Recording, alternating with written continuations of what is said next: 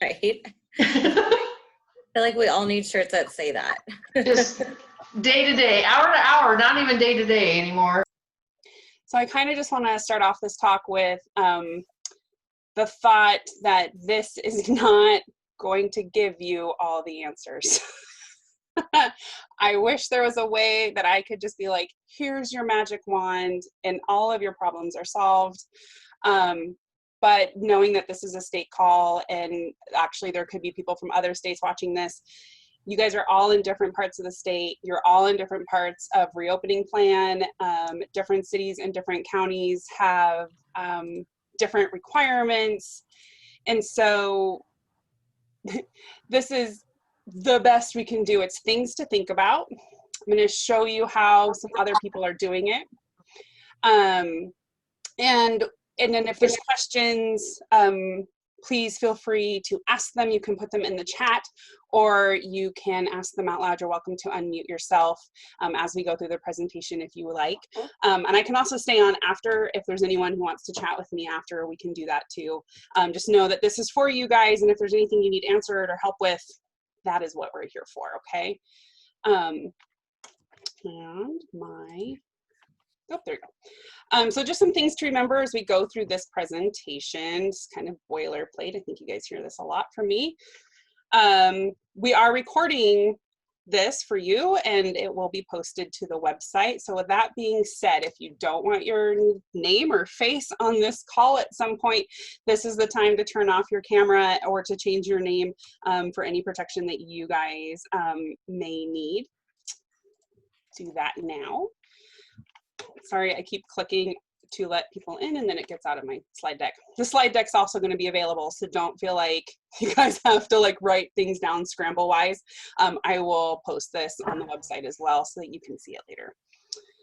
If you have trouble with your audio, go ahead, phone in instead, totally fine.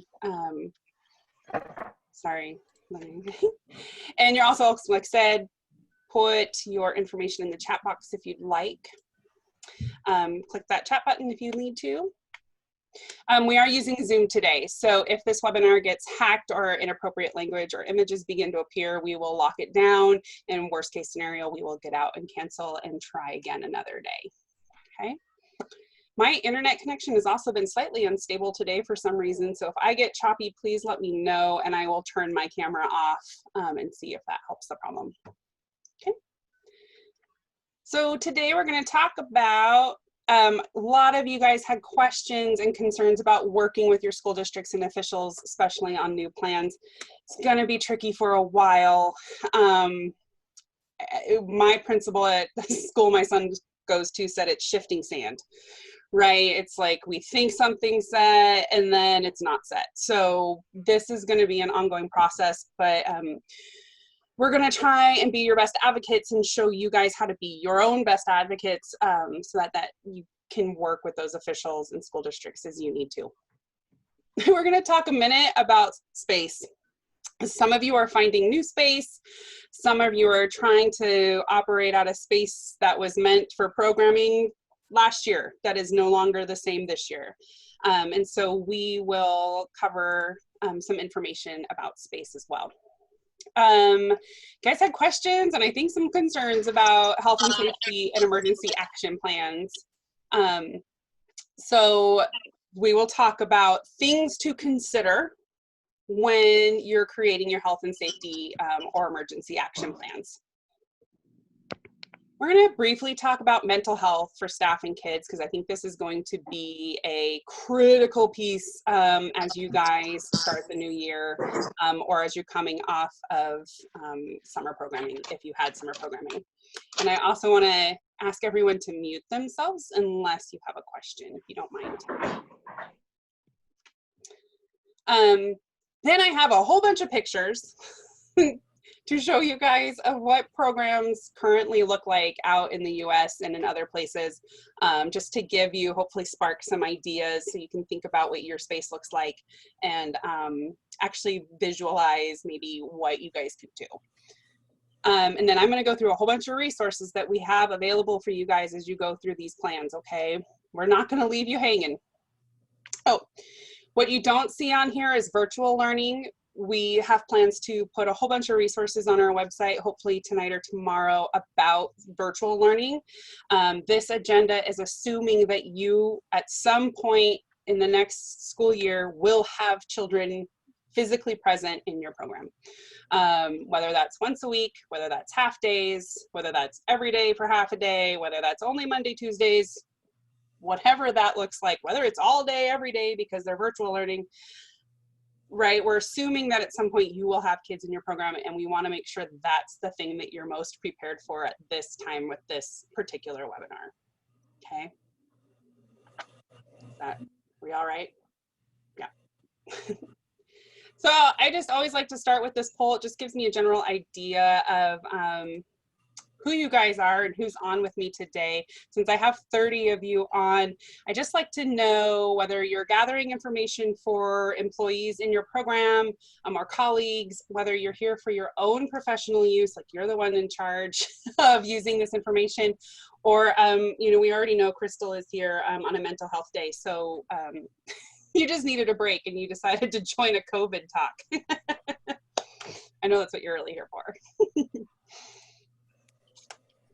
I'm getting some B, A, B, A, B, A, B, B. Yeah, I know most of you, but so you're here for your own personal information. All the A's. You guys are cute. A and B. Some, you know, spread. Those of you who have staff, you're probably here for yourself and for your staff. I am really happy to see that none of you are in C. I appreciate that greatly. All right, thanks.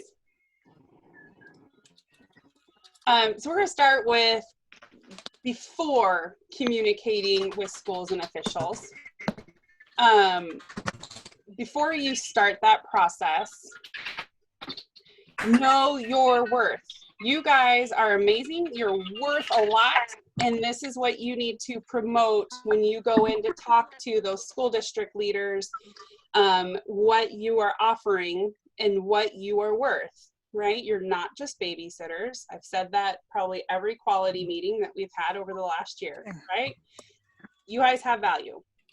So no matter what system your students are coming to you in, right, you're critical. Because, right, if you're returning in an in-person learning, you're providing the support, you're tutoring, your homework, you're coordinating with teachers if you need to for student loss, if they're learning loss, especially in those reading and math areas, you guys, you know that, and you're offering that extended support, right? If there's some kind of combination, I think a lot of school districts are returning for some sort of hybrid model, either alternating days or half-time days with days in between that are off, right? You are providing that safe place for the virtual learning if they're there all day for those remote school requirements. And then you're still coordinating with teachers and you are still helping students, especially those who have lost clubs or sports. You guys may be their after school activity, right? And you're still providing those social supports for kids. If they're going to school virtually only, right, now you're providing an even higher level of support if you are considering being open during the day. I know there's some federal guidelines that make that a little messy, but if you're going to be open at any time for kids to study or just be open for online assignments and homework, and you're still coordinating and you're still doing all the things that you normally do, right? These are all really critical items that you are worthy of noting, right? Hopefully this makes you feel very important by the end. Right, you guys keep, and this is our model, right? You keep kids safe. Lori? Hey, Lori, can you mute yourself? Thank you.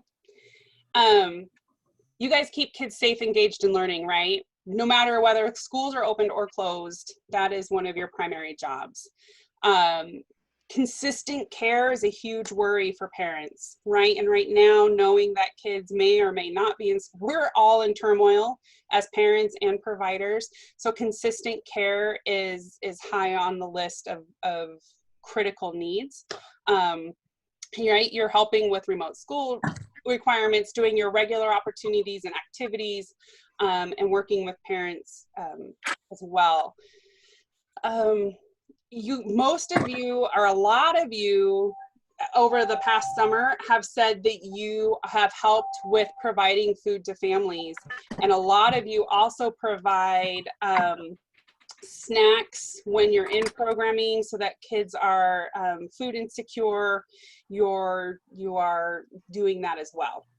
So that's a huge thing. And if you can partner with schools to do that, breakfast and lunch on days that your kids are in programming, if they're there all day during remote learning.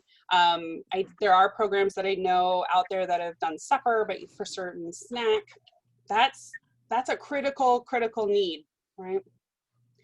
And you guys are providing social and emotional support to kids, right? We want kids to come out of this pandemic just as strong and resilient and still retaining hopefulness, right? At the end of the day, that's a benefit that you guys provide, because you can have socially distant activities, project-based learning that can go over, into virtual and back out again. I think you guys, that's a critical component to what you offer when you're going out and communicating with schools and officials. So, parent advisory councils, promoting SEL. So that being said, how do you get all that information to people, right? How do you talk to school districts and officials? First things first, build that list of people that you want to connect with. Write them all down, right? School districts, school board leaders, any officials or groups that you want to talk to, your superintendents, if there's school administrator associations, like the Idaho Educator Association. And you don't have to do statewide outreach if that's too far, right? If that's going out too far and you're like, I just need to know what's happening at my school, and it's like the principal, that's fine. Consider your high need areas, rural, tribal, your poverty centers. Make sure you're reaching the council members and superintendents over those areas. But you can always start with the low hanging fruit, right? If you have a good relationship with a school already, start there, right? Reach out to those people first. And then they can help you build out if you need to, okay? Send a letter in support. It can be email. Doesn't have to be a physical letter, although if you want to support the USPS, I'm sure they would love that. And your support materials, right? How are you, right? All that information I just gave you on the last two slides, how are you supporting schools for reopening, right? And throughout the year, because if you can tell them how you're supporting them, then sometimes it's easier to get an ask back, right? If you can say, we're doing X, Y, and Z, and we just need you to do this little thing over here, then you can slide that in a little bit easier, right? And then if you can, request a meeting, right? I know we're all Zoomed out, no one wants another meeting, but request it anyway, right? Even Zoom chat is better face-to-face than nothing, right? Oh, and then, yeah, make sure you have all those documented, you wrote out, and I'll give you templates, don't worry, of emails and of documents that you can share about the benefits of after school and why you think you should continue and be supported. And then get your parents involved, right? If you have parents that have supported your programs for a long time, reach out to them, have them contact their school board and their child's principals, because they tend, your school boards and your principals tend to listen to the parents that attend their schools, right? And so if you can have them sneak in a word of, a good word for you, even better. And I have a template for that too. So I'm not going to leave you stranded on that. And then get support from your partners and your community members. Almost all of you have community support, partners and people that you go to and you work with. And of course, you can reach out to the network at any time. If you need a letter from the network supporting you, let us know. Anna and I would be happy to write that up for you. But if you have a local business that supports you, have them write a letter. If you have a STEM group that works with you, have them write a letter, right? If you're struggling, gather the people around you that support you to help you. And then get on social media, right? In an appropriate way, as your rules allow. But right, you can engage us, your network, leaders, parents, other programs, and staff to use those channels to promote your programs, especially in reopening and why you're critically needed. And I have templates for that too.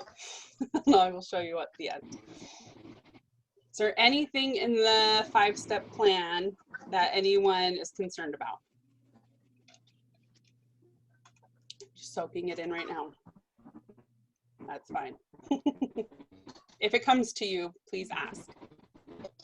Because we're going to talk about space. I know some of you were looking at new space or have had to expand where you have space outside of your normal areas, right?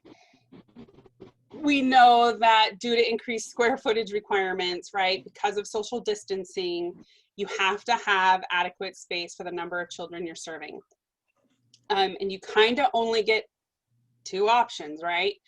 Or a combination of 2 options where you lower the number of children that are coming into your space, or you increase the space or the number of spaces you have that you can access.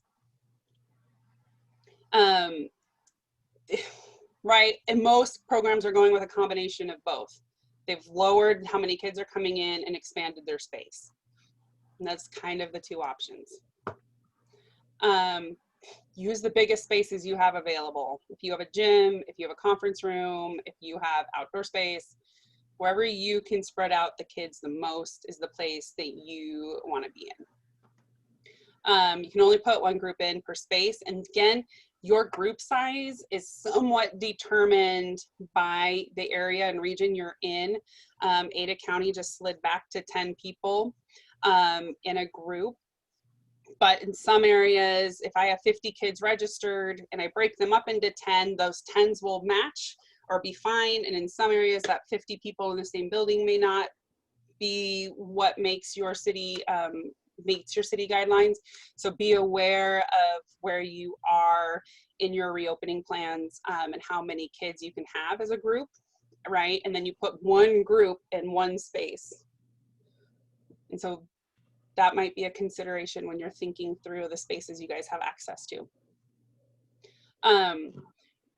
Also, it's not just where kids are sitting, right? It's where kids are moving and where you and your staff are moving. You still have to have space around. Desks can be 6 feet apart, but if you have a kid walking between your desks, now you're 3 feet apart, right? And that might be your only option. But can you create walking paths where they go around, or you're right, you have to consider that space. Also, high use areas like bathrooms, tables, right, desks. Where are kids going to get equipment? Where are they picking up activities? Right, those all have to be spaced, and you have to consider that when you're looking at a place to put your program. So if you're looking for space outside of what you already have, if you're like, I now need to go find new space, just a couple of thoughts on, are you meeting your community's needs? Are you in proximity to other essential services? Like, are you easy to get to, or are you near schools? Are you near fire or hospitals, or other places that people will be going? And then really, if you're thinking, and I'm going to give you some alternative space ideas, but they may require licensing or permits if they're outside of regular use. So keep that in mind. Okay. All right. So let's look at some alternative spaces.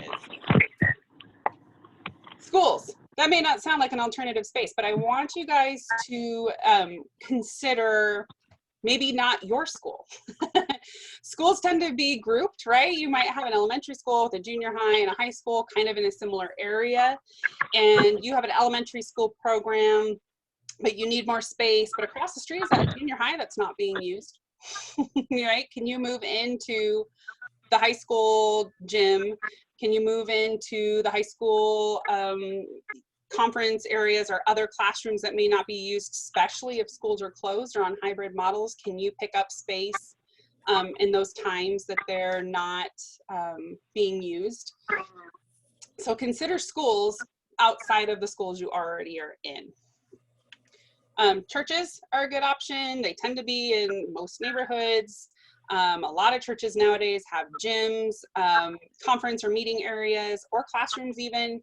And can you use possibly their space to pick up? I have a phone, someone who just called in who needs to probably mute. Let's see. All right, there. Sorry. Universities. If you have a college or university in your area that is not planning on going back to traditional schooling, you may be able to pick up space.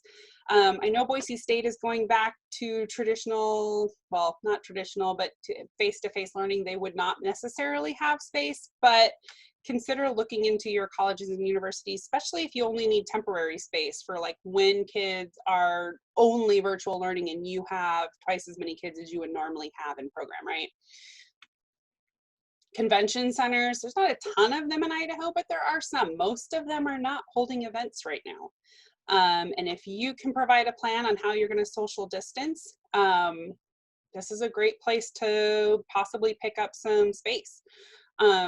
And remember, if you are a nonprofit, you can offer these guys a tax break if they take money off your rent, right? That can be counted as a charitable gift to you. And so sometimes you can pick up space for pretty cheap if they can get a tax break on something that they would not have normally been able to rent out. That is a question for Sheena. There's a question about whether or not 21st funds can be used for custodial or utility costs. Do you know the answer to that? Yes. So the short answer is yes, with conditions. So if that's part of your plan, reach out so that we can look at what the plan is and what 21st century percentage can cover. Perfect. And then keep that in the back of your mind that you might be able to make a deal, right, on who covers what. Sports stadiums, good place. A lot of sports stadiums surprisingly have attached, especially if you're talking college or universities, have attached gyms or attached conference rooms. Because if you've got to sit 60 football players to work on drill, right, they can fit 20 students working on laptops. So that might be a place that you can reach out to. This one's overlooked a lot. And this is actually really great space. If you have empty retail or office space in your community, reach out to those guys, especially retail. Once they've cleaned a retail space out of its fixtures, it's a big empty room. We hold theater practice in it for Boise Music Week all the time. It'll fit all kinds of students. And most of the time they have a bathroom too. So check out that empty retail and office space. And a lot of times it's near, right? It's retail space in particular is near other essential services, near schools, and in suburban neighborhoods for sure. And with the kind of downturn in economy, there might be some rental opportunities in retail or office space. Gyms, a lot of them are closed to be gyms. But that doesn't mean they don't have basketball space or classroom space that might be available for rent. So reach out to those gyms. They're hurting pretty bad because they keep getting shut down. But if you can come up with a plan to use their space appropriately, that might be an option for you. Community centers. I mean, stay out of any community center that's for like elderly if elderly are using the community center. But if you have one that is currently not being used, that's a good place to check out. And then I recommend theaters as well. Theaters hold a lot of people. And obviously with social distancing, you don't want to hold all the people in theaters, and a lot of them are closed. Both movie and acting, right? Check out both spaces. If they're not open in your area, they also might be looking for rental space.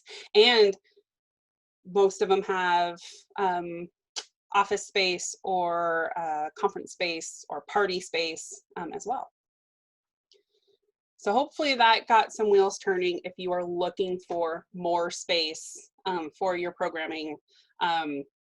Keep an eye out for anything that is open for rental that you could rent or use even temporarily. All right, I'm gonna check in real quick with you guys.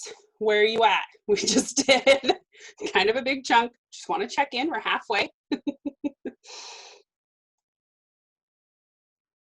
Oh, I'm sorry, Laura. So check out other space for sure. There might be something nearby that you can get into. Oh, I'm happy to see some no sweats. Good. You guys are gonna get through it. I'm glad to see so far no one's at Stephen Colbert level. Awesome. All right. Good, you've got this. All right, we'll see if that changes when we go into emergency plans. Just kidding. You guys still got this. I know it. Okay. So let's talk about health and safety plans or emergency action plans, whatever your program calls them. Because this is where you're going to have to kind of deep dive and look through your entire program and see what needs to be changed or updated, right, when you're talking about COVID specific planning, right? Hopefully all of you have an emergency action plan or health and safety plan. So this would be an additional addendum to that plan if you don't want to make permanent changes to your plan. But some of these might make their way, creep their way into a permanent changing. And so you may just amend your plans to include COVID specific information. Before you start drafting your plan, there's kind of things that you have to think through before you can make a policy on it. And someone mentioned this early on in a different spot is, do you have enough trained staff, right? Yes, it seems like, yes, I've lowered kid numbers, but then group size is now an issue, especially if your groups are spread out and you need staff for each group. You could find yourself in a spot, or you've had to spread out your group, right, that you don't have enough staff. So make sure that you have enough staff before you let kids into programming. Or that you have enough furloughed that are coming back that you can count those people, right?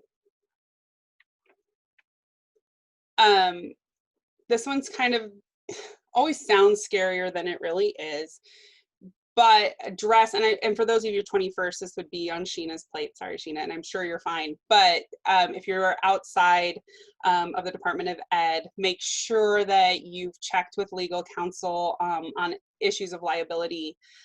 Even what the state is looking at as far as changing liability for schools will not cover everything. It's just not possible to. And if you have fiscal grantees or funders with concerns, make sure you're checking in with them as well about what happens if kids get sick in your program, or a kid gets sick in program and brings it home, or staff gets sick in program, what that means liability wise for your program. Just have that in the back of your head as you move forward in your plan. So we've talked about physical distancing requirements and space.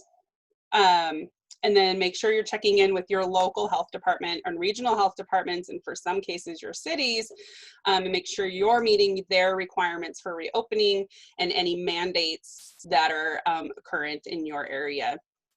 You don't want to open and then have to close because you're not meeting your mandates, right? That always sucks. And then think this is what kind of is where everyone kind of goes immediately is what protections your program wants to put up in place, whether that's masks, temp checks, lowering enrollment, larger slices. Are you limiting adult interactions, meaning pick up and drop off, sign in, sign out? If I'm picking up a sick student versus just dropping a student off, what practices are you going to put in place to reopen safely? Make sure you're meeting all of those other ones, right, before you get into this.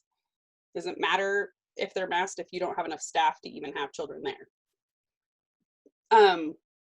And then I would highly recommend putting into your plan those draft communications prior to opening if possible. If you're already opened and you haven't done this, this is the time to slide it back in. Write about transmission policies, slip those in. So anything that you're going to communicate out to families or out to students, draft those up, put them in your plan so that everyone is on the same page. Okay. Now, things to consider when you're writing your actual plan. For the handful of you that were on my safety plan call a couple weeks ago, this will look pretty similar. But how are people entering your program? Where are they going to sit? How are they moving through your program? How are you going to clean? How often are you clean? Who's in charge of cleaning? Who's paying for cleaning, which someone already brought up? What is being cleaned? How often is that thing going to be cleaned? Because you might need to check in with your custodial staff. If you are in private space, you may need to get custodial staff, or is your staff, your actual staff, in charge of cleaning those things? And we're talking about everything, right? That's not just your floors and bathrooms. That is all your tabletops, all of your sports equipment, all of your activities, all of that touch point stuff is going to have to now be cleaned, right? And so, and then you've got to think about how kids are going in and out of bathrooms. How are they going in and out of the doors? Emergency accesses.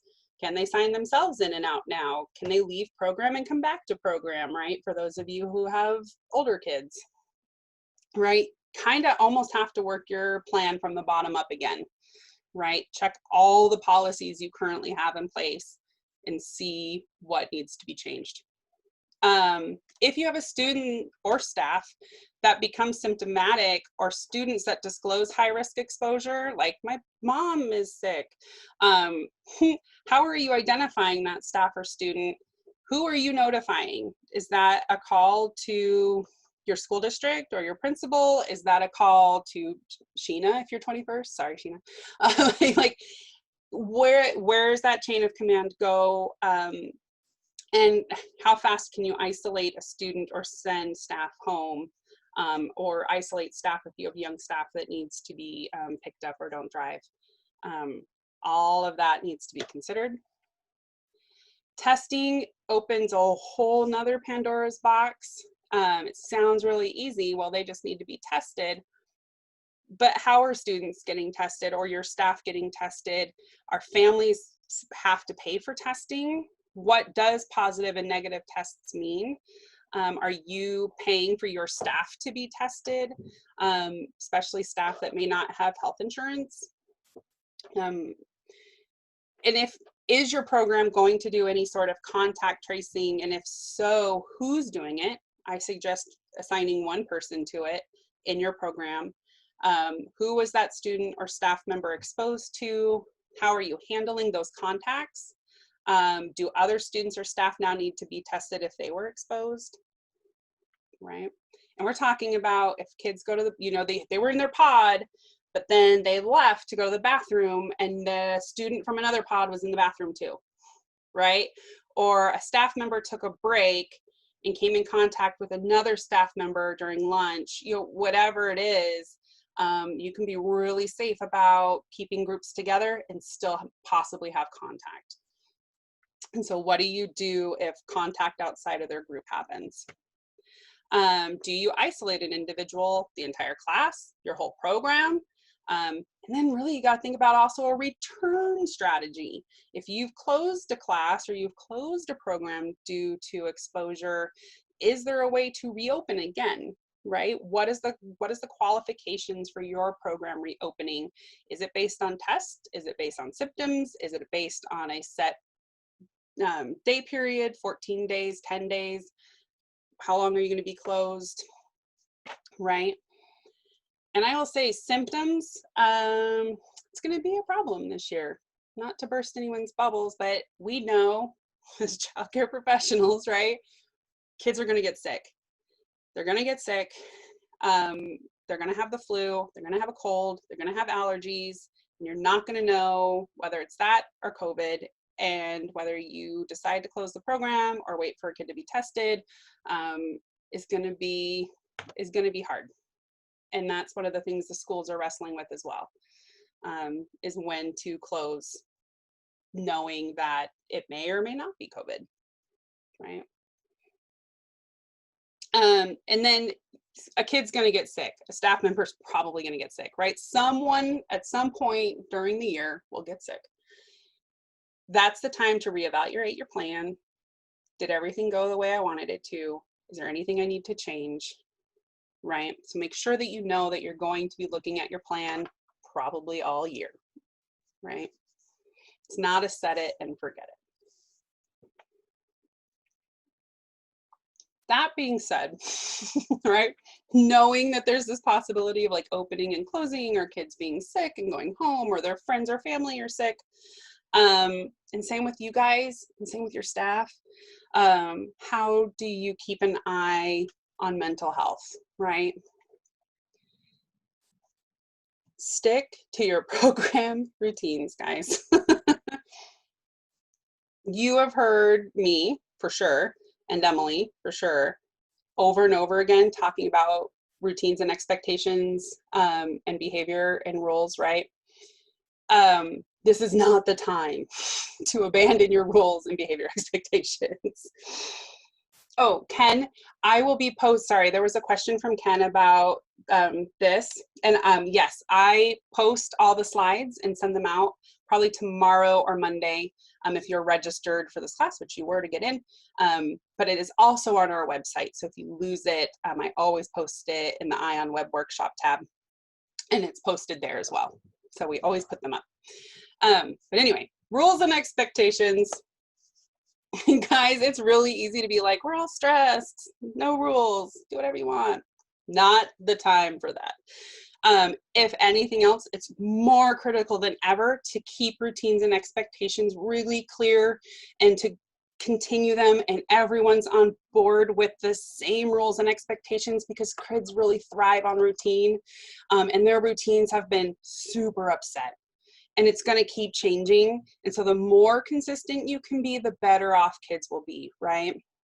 So if you add new rules and expectations or guidelines, please write them in. Make sure kids know, and you're going to practice them and practice them and practice them. And you're not going to punish when kids don't get it, right? You're going to be like, oh man, you forgot to get your temp check. Let's walk back and practice that again. And they're going to go walk back and get temp checked, right? And you're just going to keep practicing it, and you're going to give a lot of grace to yourself and a lot of grace to them, right? Create a schedule for everything. Even if the schedule later changes, create it. If there is a schedule for learning time, if there's a schedule for activity time, if there's schedules, you're putting in break time and lunch times, write it out. Write it out, give it to kids, give it to parents, give it to staff. Everyone knows that learning time is at this time, and then we're doing an activity, and then we're having a break, right? The more you tell kids, I just said this, but I'm going to reiterate because it's so important. The more you tell kids, the less stress they feel. Sometimes we feel like as adults that we want to hide these things, or like we're just going to keep it loose and fun. That's more stressful for kids, right? So share, share, share, share, share. Speaking of sharing, explain what is happening. Kids have questions about the virus, the new rules, where their friends are, why so-and-so can't come to school anymore. Give facts as much as appropriate by age. Let them ask questions, right? Again, more information, the better. Watch for those signs. And I would say watch this in your staff as well as yourself, as well as kids.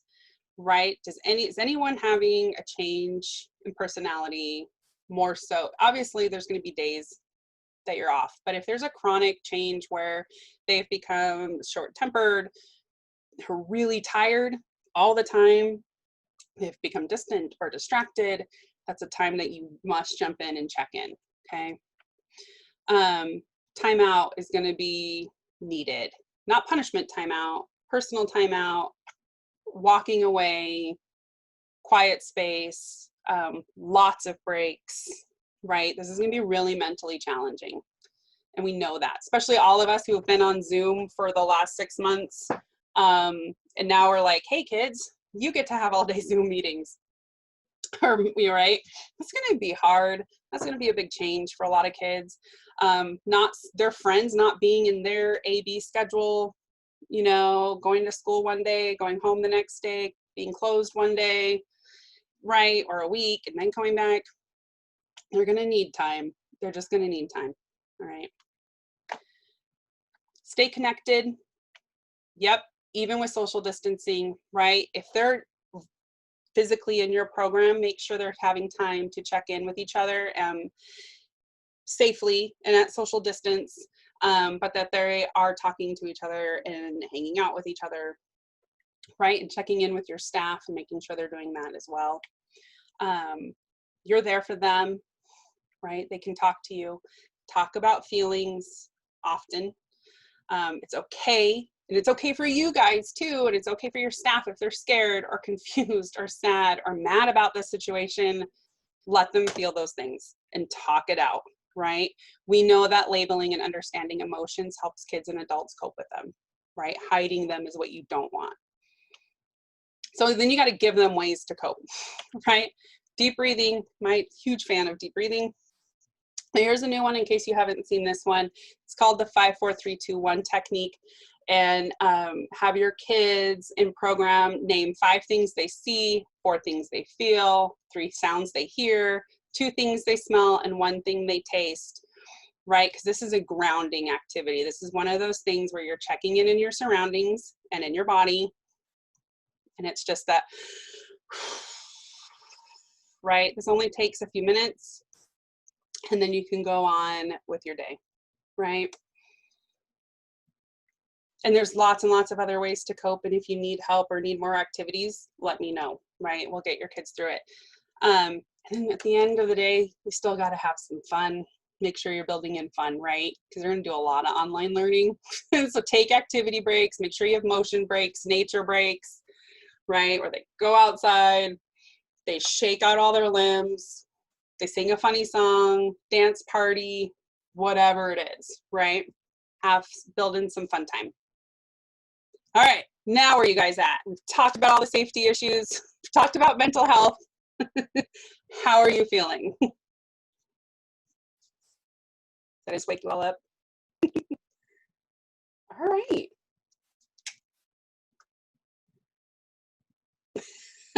It's really fair, Christina. Oh, I know. Yes. I feel that little girl sometimes too.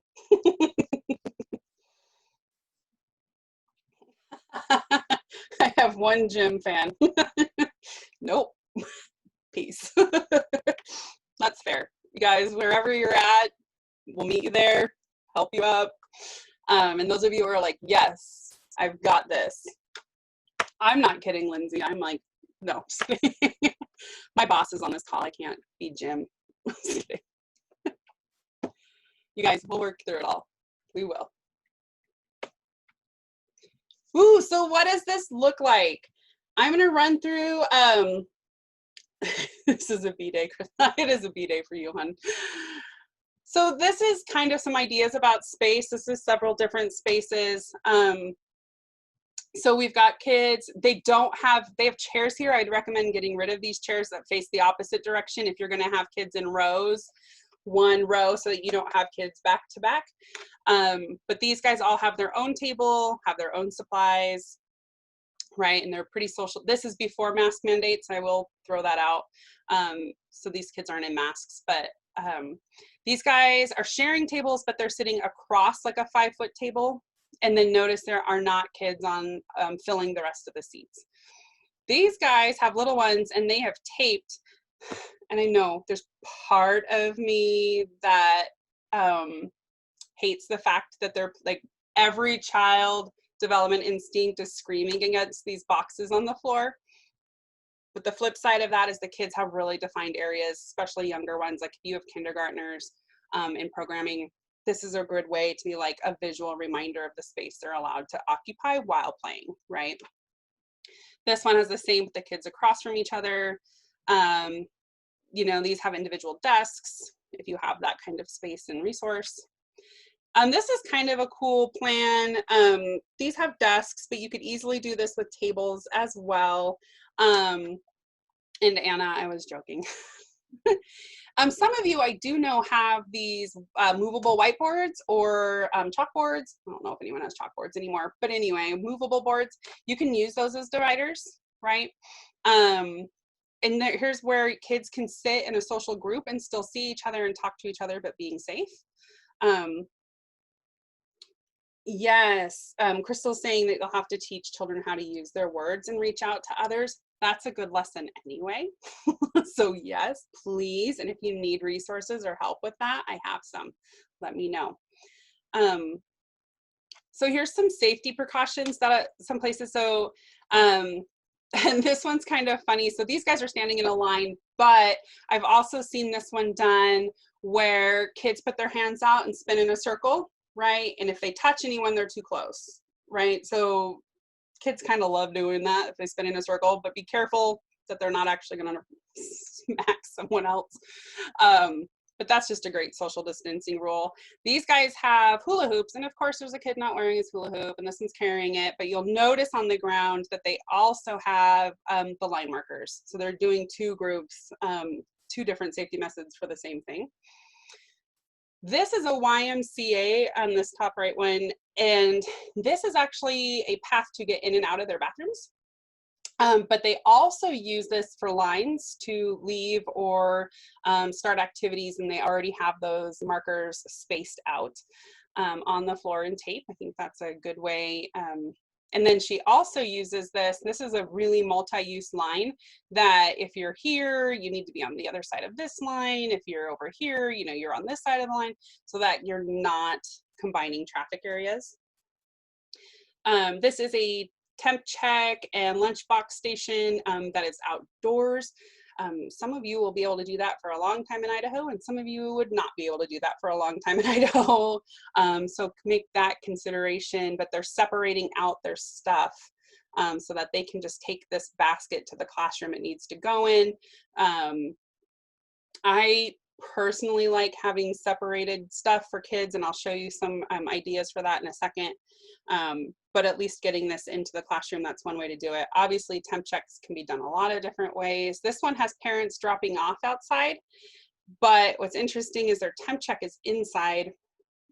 So make that consideration. If parents are not dropping off inside your program, then the temp check probably also needs to be outside of your program, because if they're temp checked inside and the parent has left and their temperature is not good, you may have to send them back out. So consider that drop off pickup point, right? It's kind of a tight window there.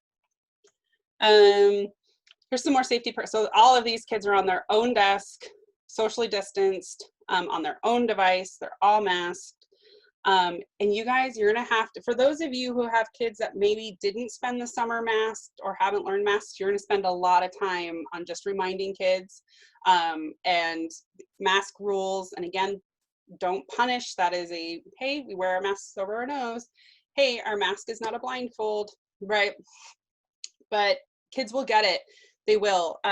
There's been some really great success this summer of kids and staff wearing masks and not having any issues. So just remember that's going to be part of your learning process as you start programs. Here's a temp check inside, and they have all their safety information here for parents if they need it. This is the same YMCA, and you can see that yellow line on the floor that they use to get in and out of program. And then these guys wear shields, and that's going to come up for you guys, is whether or not kids can wear shields instead of masks, or staff can wear shields instead of masks, and you're going to have to walk through that. But what they did is a decorating class, and they decorated masks and they decorated face shields. That's a fun way to get kids to do it. This classroom is a classroom, but they went whole hog, so I thought I would show it to you. Each student has their own bin, and that they put their backpack in the bin, lunch in the bin, all of their supplies are in their own bin next to their table. Their tables are shields. She has a 6-foot radius taped out on the floor so that no one is touching anyone else. Her desk has a shield. So if you're in a hot spot, this might be an option for you. Is just cleaning up and doing the whole room. Activities are going to be hard, you guys. I know we're coming to the end of our time, and I want to show you some resources. We're going to go quickly, but they have slime. They've individually portioned their slime so that kids aren't reaching into the same bucket. And then they can either take that home or chuck it so they're not sharing it. All of these activities they've taken out of their big bins and separated them into smaller bins. They're numbered so that when they set out tables that are a need to be cleaned and are ready. So these would be sitting on the ready table, and then they put them in the need to be cleaned area when kids are done playing with them. And then for certain items, you might end up with a weighting, like if they're books or plush animals, things that you can't clean well, so they just have to be on hold until time has passed to lend them back out again. You might have a waiting space as well. These are fun activities. These guys, again, I believe a YMCA, are using their parking lot as naturally separated areas of like, this kid can be in this parking spot, this kid can be in this parking spot, right? And down the line. Thought that was a good use of space. This is human foosball. And if you have access to a football field, the kids are basically playing soccer, but they have theirs in a grid, but you could just stay within 5-yard lines and have kids, they can go across in their 5-yard lines, but they can't leave their 5 yards. Indoor obstacle courses are always a good way to keep kids separated. And just some more general activities. Remember, you don't have to have kids all doing the same activity. Here's one doing yoga while another one's on his computer. These guys have individual garden boxes. This is a good idea. I thought this was fantastic. This teacher cut a dowel or a piece of wood down to a 6-foot long piece, and that's the piece that the kids use to social distance, right? And these guys used it to draw a grid so that they knew how far apart they were. But you can also use a pool noodle. Pool noodles are about 5 feet. So, you know, if people are holding their arm out and they've got a pool noodle, they're social distanced, right? Here's some organization ideas. I love these crates. I know not all of you will have space to store your own stuff, so that's why there's different things, but kids aren't going to be able to dump all their backpacks together anymore. They either need to stay with them or be put in separate containers to be held. Dollar store has these baskets. These are kitty litter bins, but they've zip tied them together to make boxes for the kids. We've all seen these crates. This one had a family who was willing to cut out tops for the crates, so they became chairs as well. And then kids just put their stuff on the inside. They had their own seat and their own crate. I would say if you use something like the zipper pouches for everyone has their own supplies, make sure they're of a material that you can wipe clean, right? Otherwise they have to sit, and then you'd have to have 2 sets to rotate days. This person used a shower curtain to cover their library, so that, because library books are notoriously hard to clean. So if you have a library, either cover it or know that you're going to rotate books in and out on that wait table so that they wait 72 hours and then you can feed them back in again.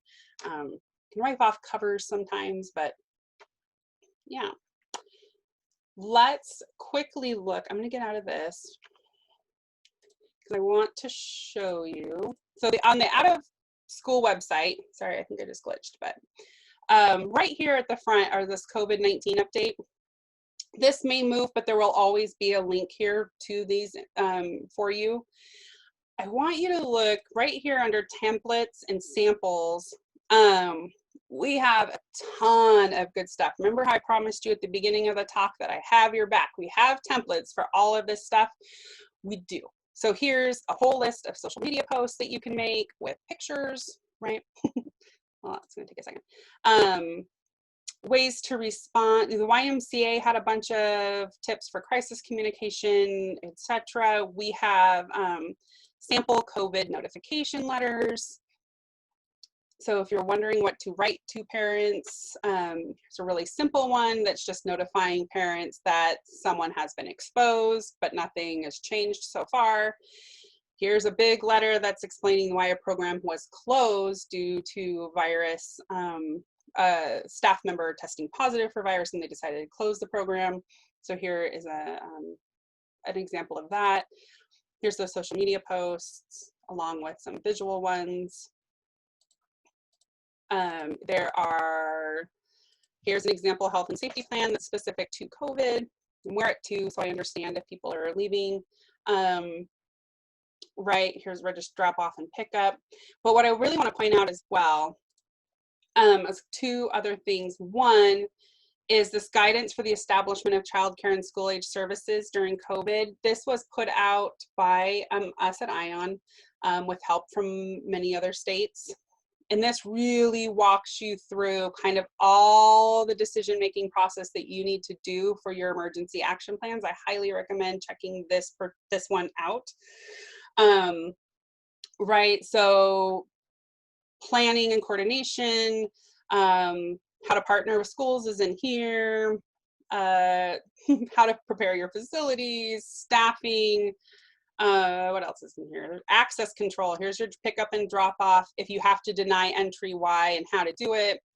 Transportation of children, right? All of this is in that guide. It's the very first thing under guidance at the top. It's the first guide. And of course, we have other experts in here as well. And then a bunch of stuff with talking with kids. I highly recommend the New York Times one if you have older kids that are like junior high, high school. And then the Brain Pop one, please check out. It's super cool. It has a cool video and games and a whole bunch of stuff.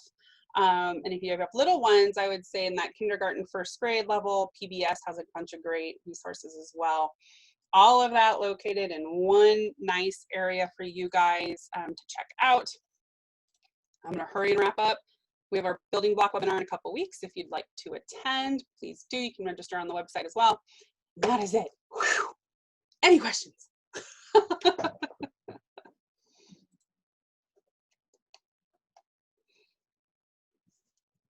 Sorry, it's 2:02 and I kept you guys. You guys did a good job. You're